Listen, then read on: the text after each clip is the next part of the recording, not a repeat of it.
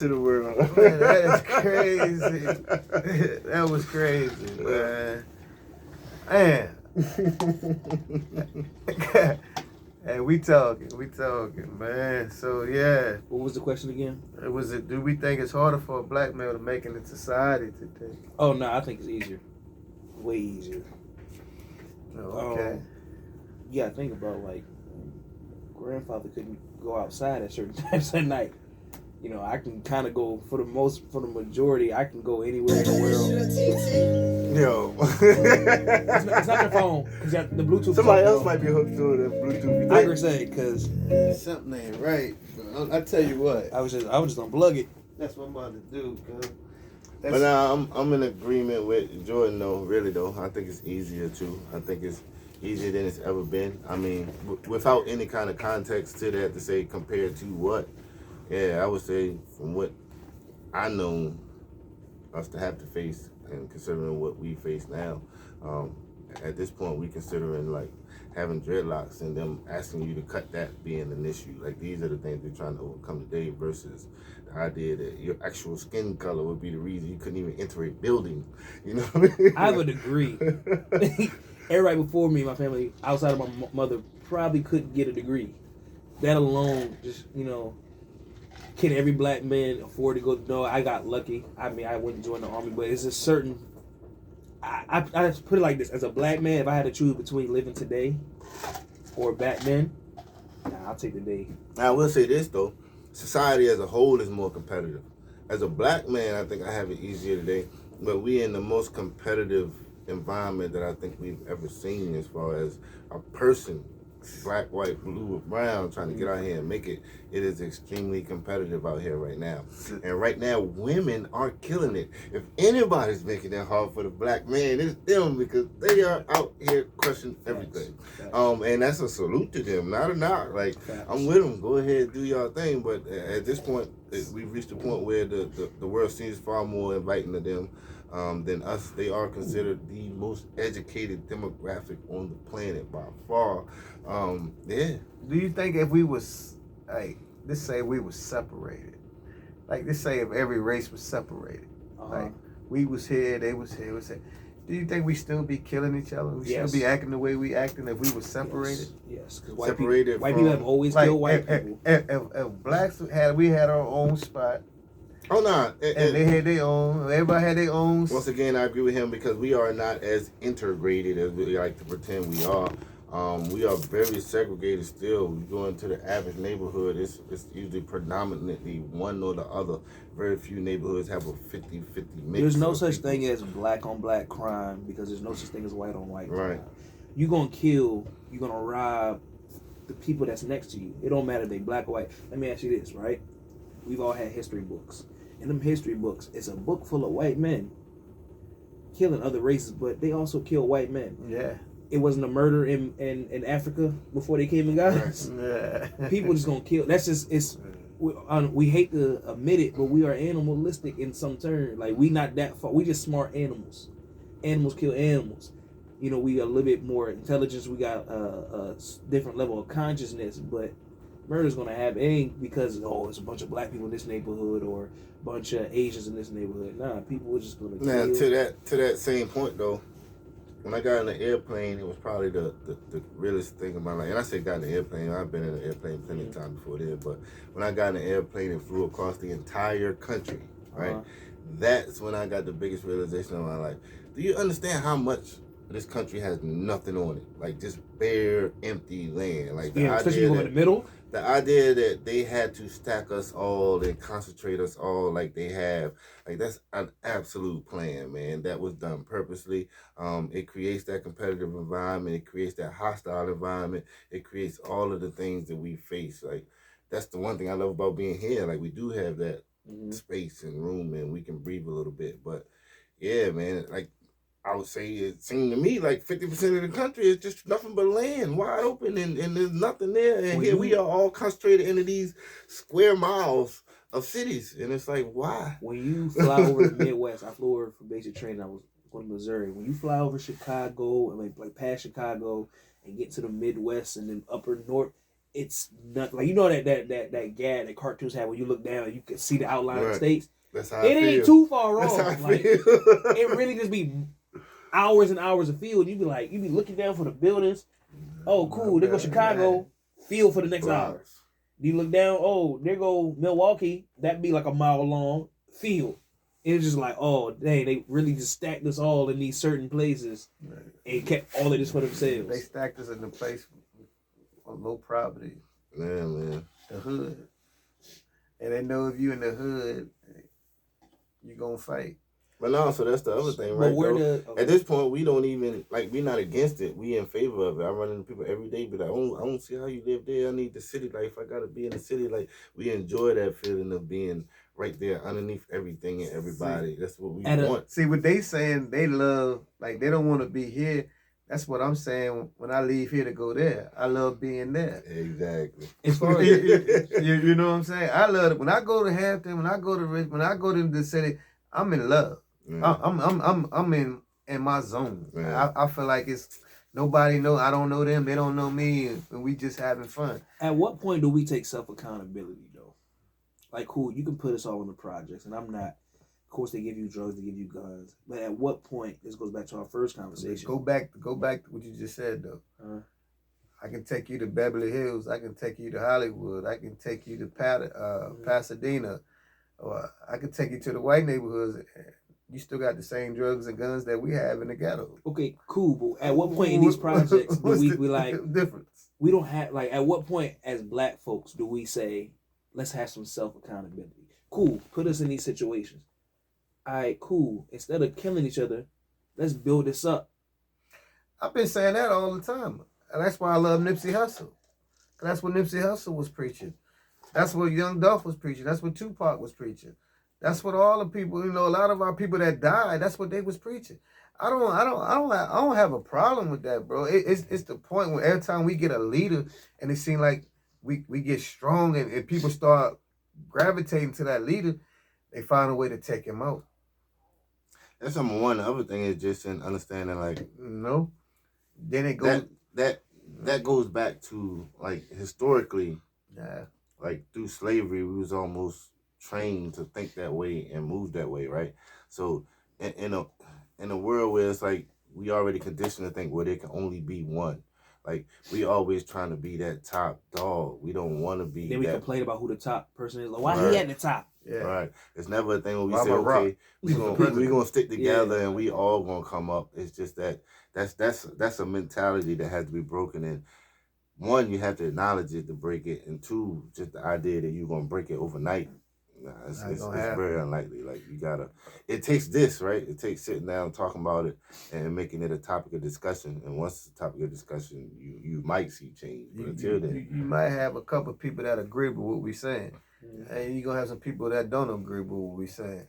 But it's the point. As long as one person agree with what we're saying, it helps, because that one person got friends too, and he might tell his friends everything we saying, and that one out of one of his 10 friends might agree, because everybody got different friends. So one thing that everybody else seems to understand except us is the strength of numbers. Like, it seems like we the only people who don't understand the strength of numbers. That's why when Trump was president, I would always say, like, even though I hate it, I kind of admire these people, yo, to watch them stand. Trump could have said, man, the sky's purple, the grass is black, and if you don't believe me, it's because you are on crack. And they would have stood up clapping like, yeah, you're right. You know what I'm saying? Like, you gotta read this book. They were 100% with this guy no matter what he did, how he went wrong. Like, they knew that was their guy, and they was going to support him no matter what. We super critical of somebody. Yeah. Somebody take one wrong step, and we ready to turn our backs on them behind that one misstep. You know what I'm saying? Versus saying, okay, we're gonna ride with this guy a little bit. See where he's going to take this. You eat at a local black-owned restaurant. They mess up your order one time. I'm never come back. Yeah. McDonald's mess up your order 1,000 times. You beat it them all. Bingo. Man, so McDonald's cheap. Yeah, right. That's cheap. Let's be real. Yeah. I mean, we real talking. Yeah, money's a major issue. Yeah, money's an issue, and and like I said, we quick to get jealous over each other, especially when somebody start doing to the point where they start doing good and they start buying stuff, and and you see it in your own eyes, and you start saying, "Well, they think they this, they think they that." I mean, Nah, so it go both ways though, man. I had a guy, man, and I will shout him out. I don't want to put him on the spot, but he told me some of the realest stuff I ever heard, right? Because he would always come to me and be like, "Yo, you doing good for yourself, man. I like that car you drive. I like the house you got, blah blah blah." And I always be like, "Oh man, ain't nothing. You get you one too." You know what I'm saying? In my mind, I was being humble, and at the end of the day, he got mad at me the last time I told him that. And he checked me. He was like, "Yo, you gotta stop doing that." I was like, "What you mean?" He was like, "Because I'm out here trying to do it, and you sitting here making like it's nothing to do." That's real tough. But then you know what's crazy? Once he gets it, he gonna realize it was nothing to do. Right, that's the key, right? So while I didn't mean to be discouraging him or belittling him, but in his mind, that's how I felt when I was making out how easy it was, because I can't make him understand that it's just a matter of going out here and doing it, because for him it just doesn't seem to be that simple. Well, here's my pushback on that, right? Because I get that a lot, where I say the sentence, "I'm trying to get like you." What he don't see is what it took for you to get there. Right. He don't. Yeah, bro. Like, it's hard for you. It was hard for me to get here too. You didn't see the 12 different struggles I had to get just to get this car. Yeah. Yeah. No. And then when you get the car, okay, cool. I got the car. What about the maintenance I gotta go with the car? Like, people always see the thing like, cool, he got a big house. Okay, what about the people I gotta pay every month? 15 racks just to clean my house. It's easy to see the prize, but don't nobody see what it takes to get the prize. So I'm just saying that so you shouldn't feel bad for saying like. Oh no, and for me, the reason why I downplayed it was because of how little it actually meant to me, right? Like it wasn't about that for me. I downplayed it to make it seem like something he could do just so he would understand that he can do. Not only can he do it, but having done it is not the plateau that he thinks it is. Yeah, you know what I'm saying? Like it's at the end of the day, it's just the same things that everybody else want to do. It's not this great accomplishment. It's something that you're able to do. It's something that you should be proud of. But at the same time, it doesn't make you better or smarter or whatever. You know what I'm saying? I'm gonna speak on something, and I never be ashamed. Not saying you ashamed. Not. God bless you. Yeah, and that's that simple, right? I'm gonna get a credit where it's due. That's my point, right? Yeah. God bless you with that, for somebody else to see you with that. I'm a firm believer in what's for you is for you, what's for me is for me. Yeah. So I just believe like a lot of us, like, we will talk down on ourselves because like we don't want to seem like we cocky. We don't want to seem like we I'm not trying to be better than you. But man, stop being ashamed of your blessings. Whatever you have, whatever you got, hey, God gave you that. Shine. That's your shine. And at the end of the day, that's you. And at the end of the day, I would say it's probably the exact opposite, right? Because my mindset is more of it ain't much, but it's mine, right? That's where I'm actually coming from. So it ain't a thing of being ashamed of it. It's a thing of knowing that what I've done is not special. Anybody can do it. No, you see what I'm saying? It is special, bro. Nah, bro, it's not. Hey, bro, it is special, bro. Hey, you might not think it's special, but it's special, bro. Yeah. It's special. And to me, you being humble. Yeah, I mean, and humble is a good thing, but it is special, bro. Because a lot of people your age might don't have that, bro. And to me, and I always say, we need to watch people like who accomplish things and say, I see him do it, I can do it. Right. But that's the thing, right? So I say that to make people understand that most people are a conversation away from getting to the place where they can do it, though. It's not that the world is against them. It's that hard. They're a conversation with the right person from being able to do that. Our problem is, and I had that problem too before, bro. Before I got out of it, I always just say the white man was holding me back. Right. The white man, that's the white man. That's ain't the white man holding you back. I was holding myself back, bro. A lot of that might from just the conversation, and not saying this is the ordeal with him, but from that conversation, if I see a car, like my homeboy got a brand new car, first thing I did, y'all know, paid in full. I was like, ooh, like I'm hyped for my homeboy.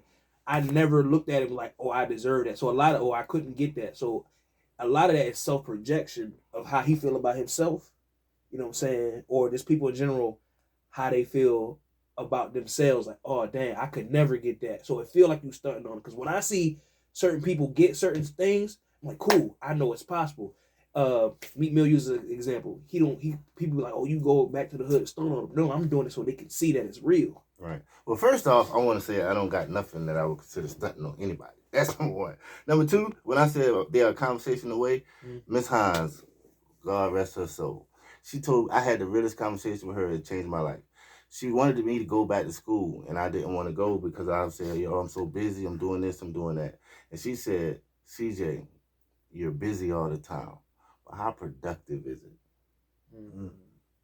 That was the realest thing I ever heard, because I was like, yo, I'm running all the time, and what do I got to show for it? And from that day forward, I told myself that would not be the case. Whatever it took to change that, to make it be where I'm not spending my time doing things that don't produce any fruit. That's what I'm going to do. And that's why I said, at the end of the day, I would give her credit for everything, because she the person that made me understand that I was out here wasting a bunch of time, even though I was busy all the time. So that's what I'm talking about right there. It's like tap into your purpose. You know, it took me a long time before I realized I had a purpose. You know what I'm saying? And a lot of people don't know that they have a purpose. Like, God created all of us with a special talent. Whatever you passionate about, whatever you going to sleep on, you waking up to, and all you think about constantly 24/7, that's your passion. That's what you good at. That's what you're going to be good at. 'Cause that's what you love to do. Just got to put your passion into your dreams, and into your purpose, into your life, to your everyday work. You know, and don't allow nobody to talk you out of that, man, because people going to try to talk you out of your purpose all the time. And don't allow nobody to talk you out your dreams. Only you know what's right for you at the end of the day. You know what's good for you. You know your blessings, because God gave you a purpose. And all of us know our purpose, man. A lot of us is scared, because a lot of us scared to get talked about, to lead a crowd, because you feel like your friends ain't going to be your friends no more. But that's all part of your purpose. You got people in your life for a season. You got people in your life for a reason. You ain't going to be friends with everybody for the rest of your life. You're going to lose some friends. You're going to lose some jobs probably before you tap into your purpose. But you just got to believe in yourself and have faith in yourself, and never give up and keep fighting. Do any of y'all have anything else to say before we leave this real talk conversation? Nah, man, the people watching this probably going to be super mad. They're going to see me and Jordan. They just knew we was going to go at it super hard. Why? You know what I'm saying? Yeah, it was cool, man. Yeah. It was cool to sit down and talk with y'all, man. Man, this is what I wanted, man, because I respect both of y'all, bro. I love both of y'all. You know what I'm saying? It's real talk. You know, people need to hear positive talk, and we might, like I said, some people ain't gonna agree with Jordan. Some people not gonna agree with me. Some people not gonna agree with CJ. But that's all right. As long as you find someone that you agree with, or tap into your purpose, it's all cool. You put a talk show up here, and we listen to you. Facts. Or you put up 4 freestyles a week, because I don't want to. Believe me, it's not fun. Because he's more humble than me. Because when I get the Lambo, I'm doing 100 laps because I'm doing a lap for every freestyle I ever drop, and y'all gonna watch me do every lap. But nah, all jokes aside, if I had to just tell whoever watching this is my mission with music, whatever. I just want to push the image of it's be yourself. We got 1,000 of whoever you trying to be already. We only got one of you. Whatever that is, please be it. I don't know what it is. You got to do some soul searching for yourself. But whatever that is, please just be that to the fullest, because we don't need no more of what we already got. The world needs something new. Outside of that, projects on the way. Archie Ray, got to represent hometown.